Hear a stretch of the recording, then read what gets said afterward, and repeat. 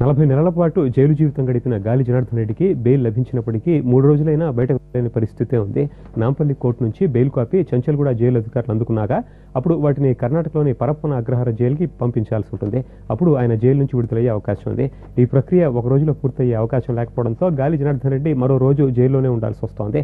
మరోవైపు గాలి అభిమానులు జైలు బయట హడావిడి చేస్తున్నారు. ఆయన కటౌట్కి పాలతో అభిషేకం నిర్వహించి పూజలు చేశారు.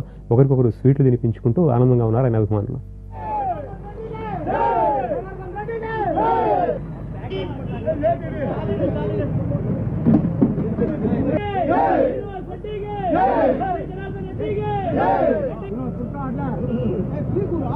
ಜನಾರ್ದನ್ ರೆಡ್ಡಿಗೆ ರೆಡ್ಡಿ ಕುಲ್ಬಾಂದವರಿಗೆ ಸೋಮಶೇಖರ್ ರೆಡ್ಡಿಗೆ